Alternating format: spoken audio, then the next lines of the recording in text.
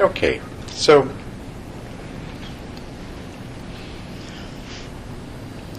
you might wonder where we are in terms of the description of these 10 stages of samatha.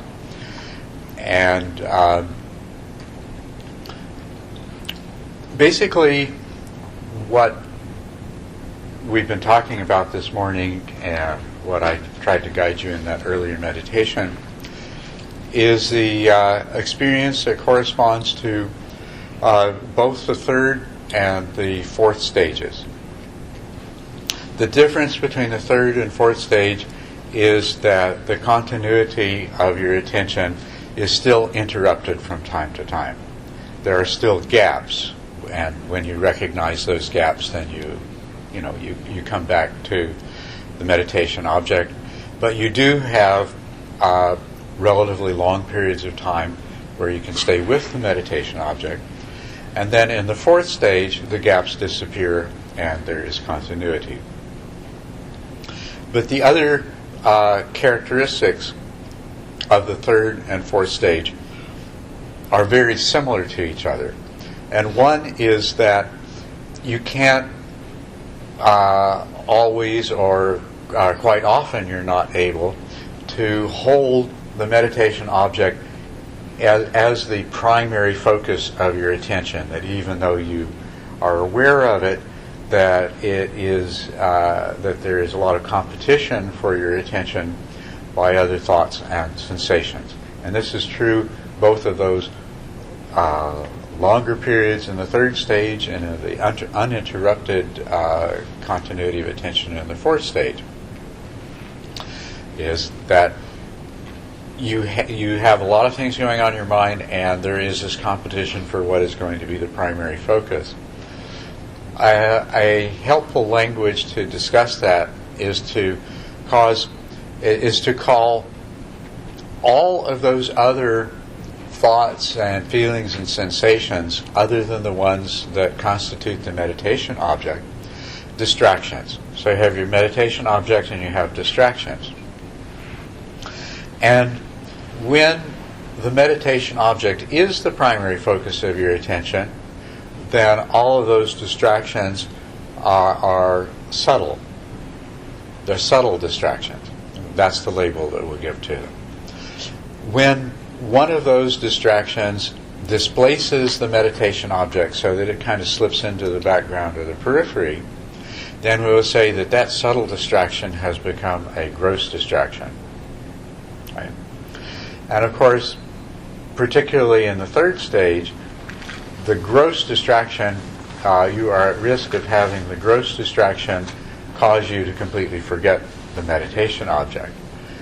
The difference is that in the fourth stage, you become more quickly aware when a subtle distraction has become a gross distraction, and you make the appropriate correction, which is simply to redirect your attention back to the meditation object and to focus in more strongly. Would you say that in the second, third, and fourth stage, the techniques you're doing are the same, but those are measures of the success of those techniques? The measures of the which? The success of those techniques as you go second to third to fourth, you just... Yes, yes. I think that would be a good way to describe it. The second, third, and fourth are all, the focus is entirely on continuity, because you're not concerning yourself with single-pointedness or anything else. It is just about continuity, and they are three different degrees of success in maintaining continuity. And they are likewise a reflection of three different levels of success of becoming aware of distraction and then making the correction. So that's the way to look at those three. One of the things that I'll point out to you as a result of that is that very often in the typical development of a person's meditation practice, the progression through the second and third to the fourth stages is what we might call one of the biggest hurdles that they have to overcome in the entire 10 stages. But the more time that it takes you to get through the second and third stages, since basically the training you're doing is the same, then probably the shorter the period of time that you will be in the fourth stage before you're moving on to the fifth and sixth stage. So there is kind of a payoff there. That, and the principle is that it's time in doing the training is what's directly related to progress, not which stage you happen to be at when you're putting the time in doing the training. You follow what I'm saying? So if you find that you spend that for a long time you're at that third stage where you're interrupted continuity of attention, although the interruptions are brief, and by a long time I hope we're talking about a few weeks here at most, but if you find you're spending a lot of time there, the payoff is that when you get to uninterrupted continuity of attention, because you've been doing the same kind of practice all along, your ability to detect and correct for those circumstances where a subtle distraction becomes a gross distraction, that you'll overcome that much more quickly.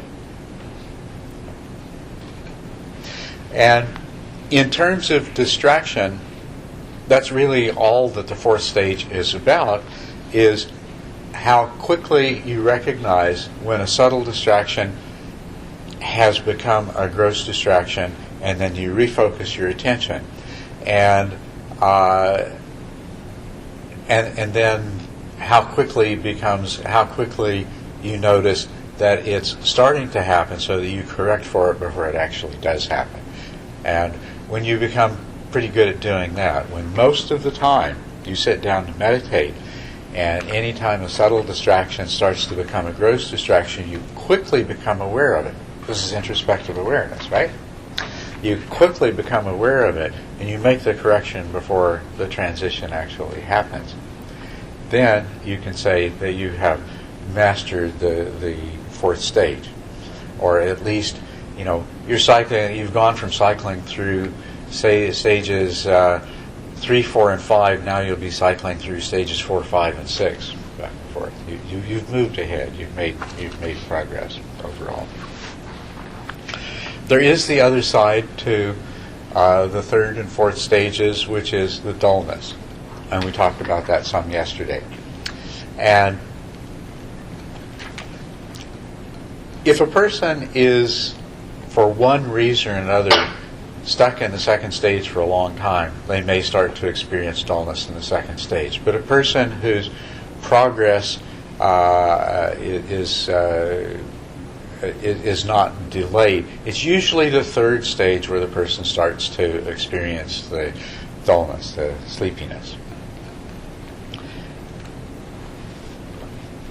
And then this carries over into the fourth stage. And in both the third stage and the fourth stage, as the mind becomes calm and less distracted, there is this decrease in the energy level of the mind and the tendency of the mind to slip into dullness. And usually for the meditator in the third and fourth stage, they don't really become aware of the dullness until it's become fairly well established, until it's already manifesting as sleepiness by the time they become aware of it. So when I talked about the antidotes yesterday, you notice I started out, I described to you the medium strength antidotes to start with, and the reason I did that is because in the third and fourth stages, you're probably only going to become aware of the dullness when it's already established so strongly that you need those medium strength antidotes. That's typically what the situation is. And also what you're likely to experience is that correspondingly, as your ability to sustain the attention and calm the mind improves, the frequency with which you have to deal with dullness increases. So don't be discouraged by this. This can be a discouraging experience, because here, now that you're finally having some success with dealing with distractions, you find yourself more and more often struggling with sleepiness and with drowsiness. And don't be discouraged by that. Take it as a positive sign, which it is. In terms of the actual development that's taking place, it is a problem, yes, but it's a problem that's a reflection of progress. It's a problem that you have earned the right to deal with through your success, and approach it that way. And it is something that you're going to need to deal with. So we can likewise speak of this dullness. We talk about subtle and gross distractions, and a subtle distraction is one that's in the background of awareness, and a gross distraction is one that has succeeded in displacing the meditation object. We can talk about dullness in similar terms. We can talk about subtle dullness and strong dullness. And it's really the strong dullness that you're going to be primarily dealing with at first. But your success in dealing with it is going to be directly related to your ability to recognize it earlier and earlier. So that ultimately it's going to be your ability to recognize subtle dullness that keeps it from developing into strong dullness and ultimately to falling asleep. Which comes back once again to introspective awareness. It means that you know when dullness is present. Okay. So in terms of dealing with distraction and dullness both, there is a lot of similarity in the method. You have to cultivate that awareness of what's going on in your mind, and the key signal that you're going to come to recognize that will indicate that either distraction or dullness are intervening is going to be the loss of clarity and vividness of your perception of the meditation object. Okay? Because both of them cause that to disappear. So, just to illustrate this, in a particular, you're meditating. I'm going to let my fingertips represent the sensations of the breath, and my eyes, my attention. So, I'm meditating, and I'm very well focused on the sensations of the breath, the arising, passing away of this whole series of in-breath sensations, and the pause, and then the out-breath sensations, and the pause. And it's very clear, and what's going to happen is some of the many thoughts that are kind of arising and passing away in the background of my awareness. One of them starts to get stronger and stronger and stronger, and it's recognizing that, first of all, what's going to happen is you're going to lose it, and you say, oh, I'm paying attention, I'm thinking about such and such, and then you bring your attention back. But as you progress in that, there's going to be the recognition that, oh, I'm losing clarity. Oh, it's because I'm sharing my attention between the meditation and object and this other thought. And then you refocus. You see? So, this is where where you start to become really successful is you know right away when you're starting to lose that vividness and clarity of perception. And so you immediately know there's a problem, and you identify the problem, and you correct for it by refocusing in on the meditation object. It's exactly the same with dullness when you recognize it in the earliest stages with subtle dullness. You're focused on this, and it loses its clarity. And you recognize that it's dullness, it's not another thought, and you correct for it in exactly the same way. You focus in more sharply and clearly on the meditation object. And so this is where you're trying to get to, is where your introspective awareness, and a point that was brought up, I mean, it seems like all the best questions happen during the break. And so what was brought up by one person came and talked to me in the break is realizing that introspective awareness isn't just knowing when you are losing your focus.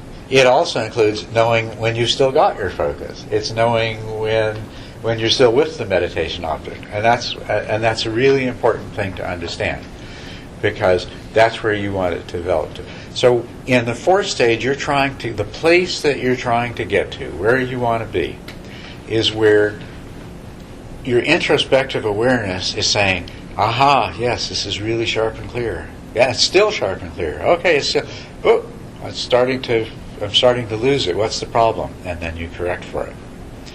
And when that's the way your meditation goes, when you, as soon as a thought starts to come in, you recognize something's happening and you make the correction. Or as soon as it starts to fade into dullness, you recognize that and you refocus. Okay. Then you've mastered the fourth stage. You no longer do you have the problem of subtle distractions becoming gross distractions, because that introspective awareness alerts you and you correct. And no longer do you have the problem of sinking into strong dullness, because you're catching it very quickly and you're correcting for it. And if as the focus begins to lose its clarity, if sharpening up doesn't keep it, if you keep losing it, and another way that it'll manifest too is you're focused on the breath. It's the sensations of the in-breath and the pause, and the sensations of the out-breath and the pause, the sensations of the and it becomes something else. It becomes a wave rising and a wave passing away, or something else like that. And you say, wait a minute, that's not right. This is sensations. This isn't some imaginary wave. You know that dullness is intervening. That's actually called, there's a name for that, it's called hypnagogic imagery. And the term hypnagogic technically refers to those kind of dreamlike images that we all experience just as we're falling asleep. And hypnagogic imagery will begin to intervene in your perception of the sensations of the breath when dullness starts to develop. So that's one of the other signs when, and let's distinguish this from, we were talking about, as it's a tremendous aid to develop this mental image, perhaps of a sine wave or a rectangular or a circle or any other sort of mental image that helps you to stay with the breath. That's one thing. That's not hypnagogic imagery. But when the clarity of your perception, and usually you're dealing with dullness after you no longer have so much need for this kind of imagery to help you anyway. And what you're dealing with really at the time that you're working to overcome dullness, you've probably already discarded most of that sort of helpful imagery, and you're really dealing with an awareness of the sensations of the breath without these sort of aids and crutches. So when you are used to observing clearly these sensations as they unfold, and they begin to take on these other hypnagogic forms, then that immediately alerts you to the presence of dullness, and you make your correction. So, and the correction you make, it's the medicine you use. That's a good way to think of it. The medicine you use has to be gauged to the strength of the dullness that you're experiencing. So the very mildest dullness, where it loses its distinctness, can be compensated for by simply the intentional act of refocusing in. Sometimes with the aid of saying, okay, let me discern clearly. Are the sensations of the in-breath longer or shorter than the duration of the sensations of the out-breath? Or is this in-breath longer or shorter than the last in-breath? You find something like this to help you focus in, engage, and that will dispel the subtle dullness when it first develops. But what you go by in terms of how strong a medicine you need is, does it come back again right away? If it comes back again right away, you need a stronger medicine. If that's sufficient to eliminate it for a reasonable period of time, then next time it comes up, you use the same dose of medicine. Okay? But if it comes back really quickly, you need a stronger medicine. You need to move on to taking a moment or even a couple of minutes to expand your awareness just beyond the sensations of the breath to your whole body, to your auditory field, to an awareness, to re-stimulate your mind and then go back to the breath. And if that's enough, then that's the dose of the medicine that you use. You may have to use it again a bit later on. But if the dullness reasserts itself, or if it starts coming on stronger, this is where you keep increasing the strength of the antidote dependent upon the strength of the dullness that you're dealing with. And this is a really good meditation. A meditation spent practicing overcoming dullness is not a bad meditation. Don't ever use that label. Don't ever think to yourself, I had a terrible sit today. I was just, dullness all the time. No. You had a really good meditation.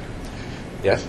I'm experiencing the opposite. Every time I go into meditation, my body gets very happy.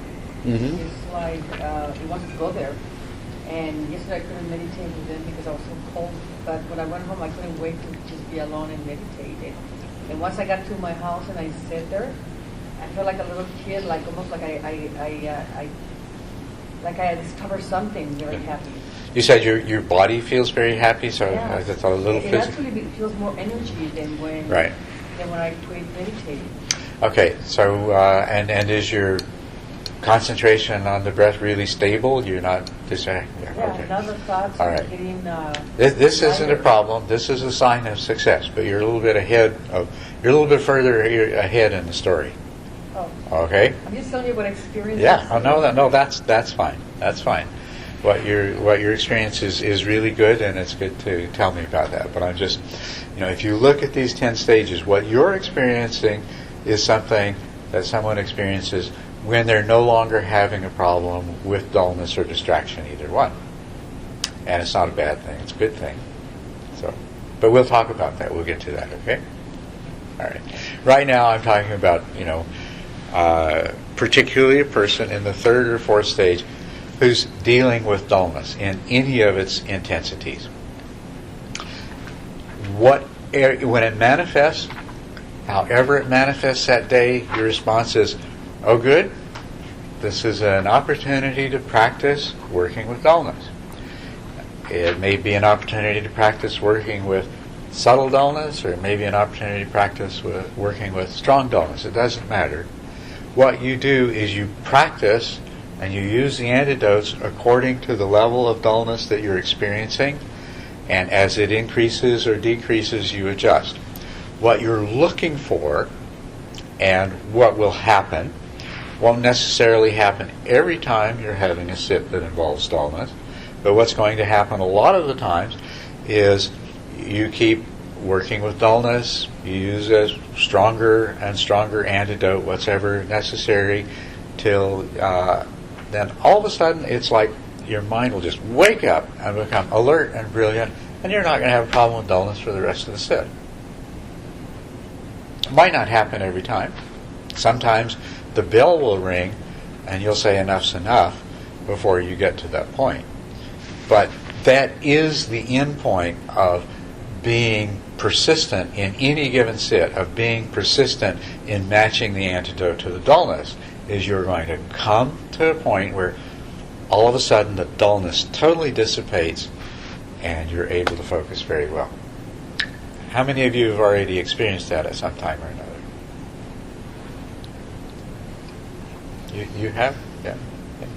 I know some of you have. You're just being shy about saying so. Yeah? I just had a question regarding my own limited experience in terms of the sense of, like I mentioned earlier, this sort of choiceless awareness sort of experience, or this, I would characterize it sort of like a radical acceptance, right? Is that the sense of just, in a way, it's sort of losing that sharp focus on the breath? Is that a sort of form of subtle dullness? The sense of like I said earlier, this practice in morning was helpful because it sort of redirected me back to the breath in a very particular way that I haven't had for a long time. So, in other words, is this sort of letting go of that sharpness? Is that a form of subtle dullness? Do you actually experience a decreased distinctness of your awareness of the breath, or you're just? It's sort of like the analogy you used earlier, where it's sort of, something else comes in, but it's sort of more like, there's all of these other things and it's still here, but it's just sort of broad, and so that's sort of. It's hard to say whether that power or the depth of the awareness is still as sharp. I suppose maybe that's why I suspect that it is subtle dullness, because I'm not sure if it's quite as sharp anymore. Mm-hmm. So I think that may be a little bit of a subtle dullness. Yeah. Well, it may be. It may very well be a little bit of subtle dullness. And I want to put this into context, and I have to try to be as clear as possible, because for some of you, I'm still talking about things that you have experienced or are experiencing or are likely to experience soon. But for others of you, I may be getting way ahead of the story of what, in terms of what your own experience is. So I need to be very, very clear. In the fourth stage, in terms of dullness, your objective is to overcome dullness in its strong forms. You don't worry about overcoming subtle dullness until the fifth stage. The fourth stage, it's the dullness that proceeds into sleepiness and drowsiness that you want to overcome. And which means, and also in the fourth stage, you're also at the same time still developing your skills in not allowing subtle distractions to become gross distractions. Now, when this is happening, the more agitated and energetic your mind is, the more rapid the flow of thoughts, and the more quickly your mind is likely to jump to any sound or sensation or other kind of distraction. Okay? So we're talking about energy level of the mind here, in terms of below this is dullness and above this is agitation. And above this level, the more above this level you come, the harder it is to keep subtle distractions from becoming gross distractions, because the more distractions there are, the more energetic the mind is, the quicker it is to jump to something else. Okay? And below this level is dullness. So you're looking for a balance. Sometimes that means tolerating a certain degree of subtle dullness just to help you to cope with the tendency of the mind to go to distractions. Okay? So this is an important point to keep in mind. Because we're not going to try to completely overcome subtle dullness until the fifth stage, we're willing to tolerate it and use it in the fourth stage.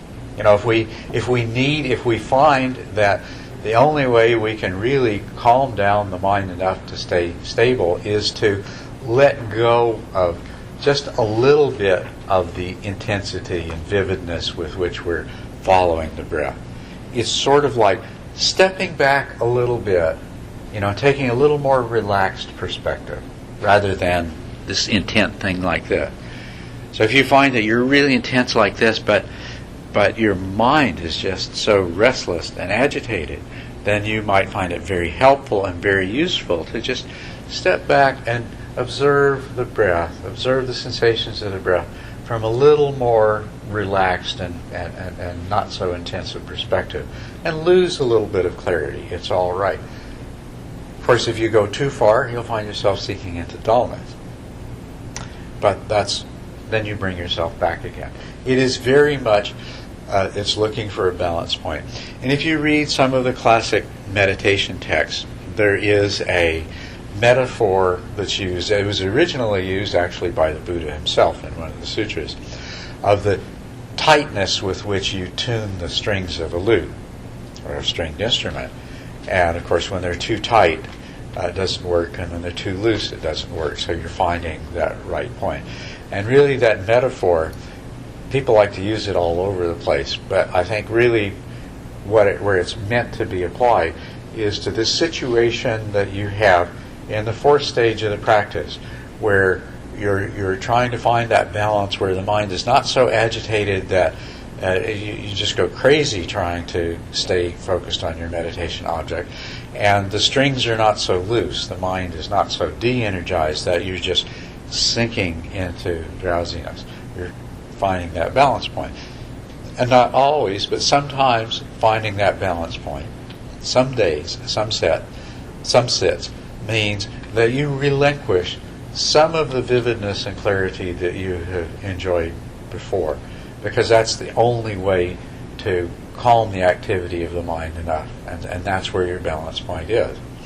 So on any given day, any given sit, you find the balance point as it is. You look for it, and it's not always going to be in the same place. Over time, and especially when you start practicing at the fifth level, the point at which it's easy to maintain the meditation object as your primary focus corresponds to a higher and higher level of alertness, the higher energy level of the mind. And that is the progress of development. You see the advantage of that. Because where you're going, in the end of the process, in samatha, you are totally present, 100% alert. Everything is very vivid, but there is no agitation. The mind is also just so compliant that no matter what you direct your attention to, it rests there. And no matter how quickly you might choose to move the mind from one thing to another, it goes. It moves. It moves as you wish it to, and without spinning out into distraction. So that's where you're going. So as you go along, you're going to have this experience of the balance point between agitation and dullness is going to steadily move in a level of being able to have more and more brilliance without experiencing agitation and restlessness and distraction. But especially when you're at the fourth stage, you have to keep in mind where I'm at. What is my primary problem? My primary problem is falling either into strong dullness or having a gross distraction intervene. That's my problem. And so that's all I'm going to concern myself with. And I'm going to do whatever I need to do to deal with the problem as it exists. So we will entertain a degree of subtle dullness if that's what it takes to keep from being overtaken by distraction. And when we don't need that, we will correct for it because we know that the longer we stay in a state of subtle dullness, the more we're inviting that strong dullness to develop. Okay? So that's what it's about. When you get really skilled at finding that balance point, then you're ready to practice at the fifth stage. And the fifth stage is where we overcome persistent subtle dullness. And it's very, very important. It's also a stage that it is possible to disregard and turn yourself into a blind alley which will lead your meditation to a dead end. The reason for that is that you can learn to sustain a state of subtle dullness. And subtle dullness is free from distraction. I mean, we just talked about how you can use subtle dullness deliberately to help you deal with distraction. So sustained subtle dullness is a way of creating an illusion of very strong stability of attention. The other thing about subtle dullness, about dullness in general, is it's pleasant. Actually, I'm going to interrupt the flow of what I'm saying right now, and I'm going to digress into the pleasantness of dullness for a moment, because it's relevant to what we've already talked about, and it's relevant to where we're going. Dullness is pleasant. It's a fact. I think that is directly related to the reasons that a lot of people in our society like to go and do things that create states of mental dullness. But dullness is pleasant, and you find that not only is dullness pleasant, but extracting yourself from dullness is unpleasant. When you are in the third and fourth stage, dealing with strong dullness, you're going to discover this. I'm sure a lot of you, maybe most of you already have, and you know this, that that sinking into subtle dullness is like sinking into this delicious, comfortable, warm, fuzzy place. And the temptation is there to just let go into it. When you pull yourself out of it, it almost hurts, right? It's like, you know. And this is part of what you have to deal with. The seductive temptation to just, that's okay. I think I'll just have a nap. Oh, it'd be so nice. Yes. And the natural resistance that comes, and this is the danger of negativity and meditating on dullness. This is what makes it so tempting to say, "Oh, I had a terrible meditation. I was working with dullness every time." Is every time you succeeded in pulling yourself out of dullness, you experience that discomfort that comes from coming out of dullness. Okay, so dullness is pleasant. So you have to accept that. Subtle dullness is also pleasant.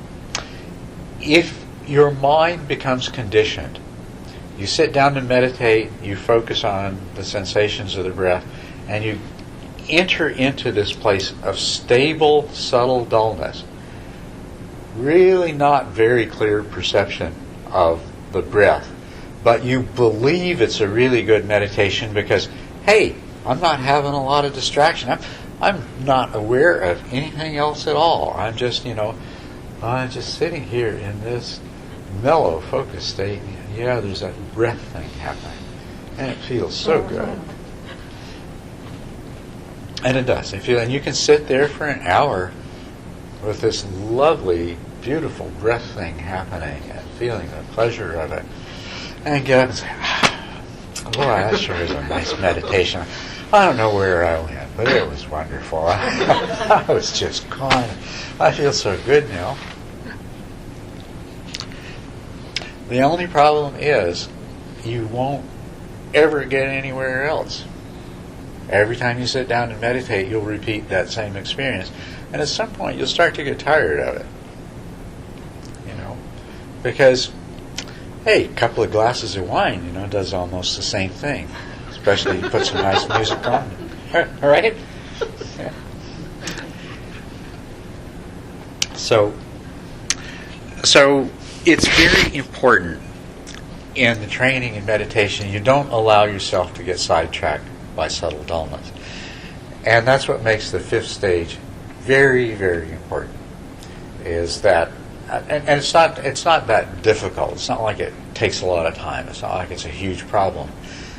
But it is absolutely essential that you address it, that you recognize that, yes, every time I sit down and my focus becomes very strong and very stable, there is this tendency for this subtle dullness to develop. And you just become aware of it.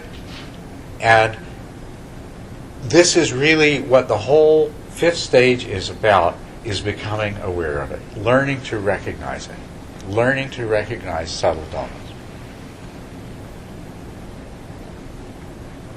And how do you recognize it? Well, of course, the key is introspective awareness. But what exactly is your introspective awareness looking at and examining? It's looking at the vividness and clarity of your perception of the sensations of the breath. And how is it determining whether dullness is present or not?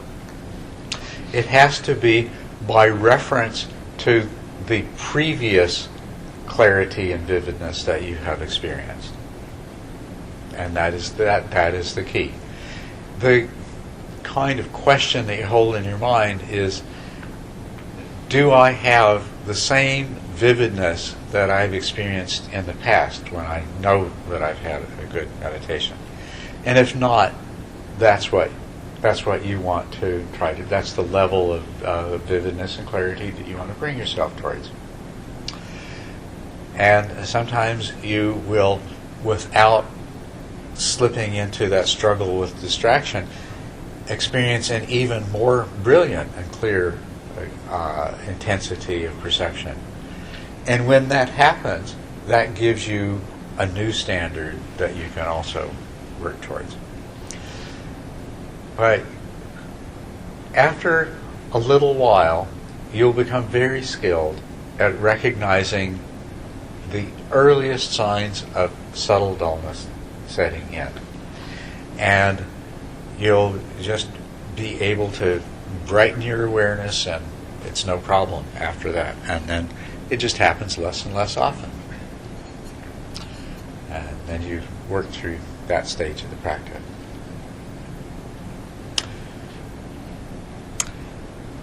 Which brings us to the sixth stage, which is characterized by very little problem with dullness at all, other than that, of course, if you relax your vigilance and if you allow dullness to set in, it will come up again. And you can find yourself not just back in the fifth stage again, but maybe even back in the fourth stage again in terms of dullness, strong dullness developing. So you do have to remain vigilant, but it's no longer a problem. It's just a question of maintaining enough ongoing vigilance to forestall dullness whenever it tends to develop. You no longer, of course, have a problem with all of these subtle distractions that are still present, intervening and displacing your meditation on an object and becoming gross distractions. But you do still have all of this other stuff going on in your mind. So in the sixth stage, what you take as your objective is you say, let me see if I can just cause a lot of that stuff to disappear. Let's see if I can quiet my mind down. Let's see if I can become more totally focused on the sensations of the breath, rather than this subtle dispersion of my attention to all these other little things that are going on at the same time. Now, because of the shortness of the amount of time we have to work together, I'm going to abbreviate somewhat my description of this stage and the ones that follow, just so that I can sort of guide you through the whole process. Okay? But the key thing that happens in the sixth stage is that, first of all, you refine your ability to stay closely focused on the meditation object.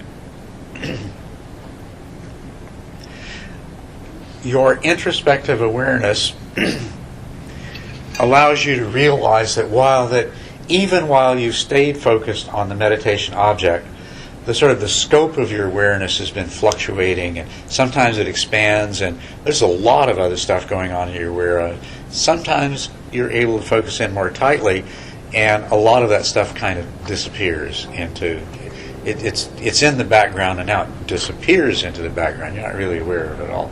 So you realize that even though you go back to the fingers in the eye, even though you're like this, the scope of your awareness is expanding and contracting. So sometimes it's including a lot of other stuff. And the other thing that you're aware of that's happening, that's feeding these distractions in just the same way, is that even though you're pretty steadily focused on that, there are all these little subtle glances away at these different, a thought comes up, or a feeling comes up, or a strong sensation comes up. And so that there actually still is some movement. There is not complete stability of your focus. So in the sixth stage, your introspection allows you to start becoming aware that there's these two different ways that you're still scattering your focus through these subtle expansions of the scope of your awareness, so it includes more, and through these little flickering, darting movements of your attention to these other things. And the important thing, once you realize that, is to know that what keeps all that stuff happening, it's being fed, it's being nourished by that attention that it's getting in both of these forms. Every time the scope of your awareness expands enough to include these other things, it nourishes them, and it feeds those mental processes that are creating these distractions. And every time your mind briefly darts to one of these things or another, it's feeding the mental process that is producing that kind of distraction. So your task is a fairly simple one. It's to do anything that you can to keep your attention from continuing to nourish these processes. And to the degree that you succeed in doing that, they begin to fade. You can't make them go away. The little chattering that's going on in the background, the narrative of this and that, and the little images that pop up, and the little brief memories of this and that, the stuff that's going on in the background, don't waste your time trying to quash it, or to drive it away, or to block it out. It won't work. It'll never happen. You'll just become more and more frustrated with yourself if you try to. But it will go away by itself if you can succeed in ignoring it. And the way you'll experience this is that the more successful you are at simply ignoring those thoughts, then the less frequent they become. Now, they won't necessarily disappear entirely. You will come to a place where there's long periods of time between when any particular thought or mental image arises, but they'll still come from time to time. But the thing is that when they do, they won't really have any power to draw your attention away towards them. And that's what you're after. The same thing with, there are always, I suppose you could find a place to meditate where there are no sounds at all, but normally there are always ambient noises that serve as distractions. And as a matter of fact, it's not a bad thing, especially in terms of refining your skill. It's not at all bad to meditate at a place where there's a bit of traffic noise, and maybe every now and then the neighbor's dog barks, and somebody in the house slams a door or something. That's not a bad thing at all. But no matter where you are, you're in a situation there's going to be some sound. And what you want to do is, yeah, they're there, but you ignore them. You're really ignoring them. And after a while, you find that the number of those sounds that actually succeed in achieving a level of conscious awareness becomes fewer and fewer. It's only the loudest, it's only the most unusual that really emerge into that mental space where you actually become consciously aware that they are there. Same thing with bodily sensations. And in the sixth stage, you may start to have some interesting experiences to do with your bodily sensations. Sometimes there's a lot of energy that arises. Sometimes you'll experience some spontaneous movement, things like that. But the other thing that you will experience is that a lot of the ordinary bodily sensations, that the pressure on the parts of your body that are in contact with the floor or the cushion, the sensations that are produced by your clothes touching your skin, or if you have a fan or air conditioning which causes a movement of air across your face, so those awarenesses, you just simply cease to become aware of them. You're aware of your body. But most of these ordinary sensations are just, they don't intrude very much. A fly lands on your forehead, yeah, you're definitely going to be aware of that. An itch develops on your ankle, you're going to be aware of that. Or you start to have a little bit of an ache in your knee, you'll be aware of it. But all of those many sensations that were sort of fleetingly always present to some degree become much less evident. And this is what you're after. So in the sixth stage, you're achieving a kind of exclusive focus. And just we won't go into details now, but its process is very simple. However you manage to achieve it, the more through ignoring you can starve these thoughts and these sensations of attention, then the parts of your mind that keep trying to thrust them into your awareness give up. They're like all the little kids. They get tired. They can't get your attention. Well, I'm going to go outside and play instead. And they do. You keep on thinking, but it's at a subconscious level. There's still an awareness of some part of your mind that you're not conscious of bodily sensations and sounds, but they're not intruding so much. And then you are at the seventh stage of the practice. And then you can say you are a truly skilled meditator. You can sit down. You can have not only continuous focus, but a single pointed focus, and you can sustain it.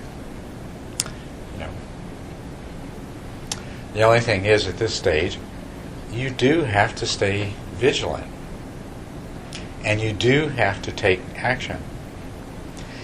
And what you'll find is that here I am, seventh stage meditator, really nice, stable meditation, and at first, my vigilance is really good, but then I've been sitting here 10, 15 minutes, and it's a little bit tiresome. And what you'll find is if you relax that vigilance, and if you don't correct for any dullness or distraction that starts to develop, you'll find yourself back at the sixth stage, or the fifth stage, or the fourth stage, at least when I say back at that stage, you'll be experiencing, you'll have an increase in subtle distractions, and you'll start to slip into dullness and things like that. So the task of the seventh stage meditator then is well, here I've done all this work, I've mastered, I'm an accomplished meditator, I'm a skilled meditator, but I still got to exercise all this constant vigilance, and where's all this bliss and happiness that's supposed to happen? Well, sometimes it comes right away. For some people, when they reach that stage of unification of mind, all kinds of amazing stuff happens, and they don't have a problem at all. Well, they do have a problem. They have the problem of not getting attached to and distracted by this. Oh, I'm sitting here, this beautiful light. I'm just filled with this beautiful light. It feels like it radiates out. I'm sure people outside the window can see this light coming from me. Or this sound. Wow, the sound of silence. Listen to it. It's magnificent. Or bodily sensations. Oh, this tingling sensation all through my body. I feel energy currents running through my body. All kinds of distractions, and you have to learn to deal with them and not get attached to them and not let them. They'll destroy your concentration really quickly if you let them. But the other kind of problem the seventh stage meditator has is you don't have all these marvelous, unusual things happen. Then you have this tedious thing of, here I am, by gosh, I can be really single-pointed. And I'm constantly having to exert this effort to sustain it, and nothing's happening. So that's the problem of the seventh stage meditator. Not going to go into the details of how you deal with those two kinds of situations right now, but that's basically, you'll have to deal with one or the other, or some combination of these, sometimes one, sometimes the other. Where you want to get to is a point of effortlessness. And when you get to the point of effortlessness, what was a stillness of the body and absence of all the normal distracting sensations becomes your body is saturated with this absolutely delightful pleasantness. It's not really a physical sensation. It's an inner thing. Your body may seem to be, just this hollow shell defined by this subtly vibrating sensation of pleasure, for example. This is a very common kind of experience. Or strong sense of energy currents moving. Joy and happiness arise. The joy can sometimes be so intense, it's like, oh, wow, oh, this is wonderful. I got to go and tell somebody about this.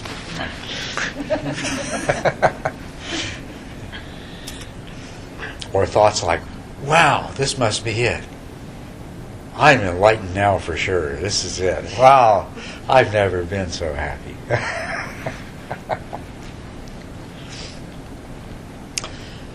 This is called in Pali. It's called Piti Sukha. Meditative joy and happiness. It has a lot of other physical concomitants that go along with it, but that's what really defines it. Is this joyful, happy state, and it's very energetic and energizing, and it's very disturbing and agitating. And so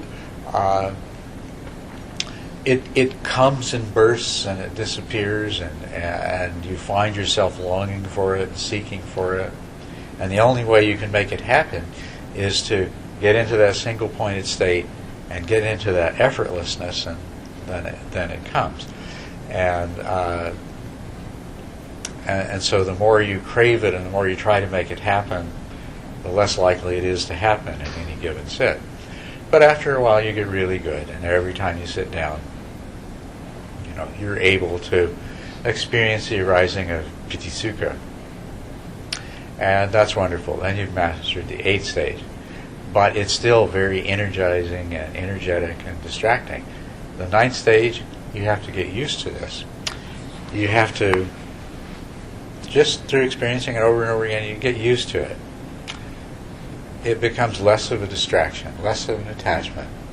And you're more willing to just relax and be with, to be with it, not grasp onto it, not be excited. You begin to experience equanimity towards it, like, oh yes, here it is, yes, and this is all quite wonderful. So, but no grasping after it. And tranquility.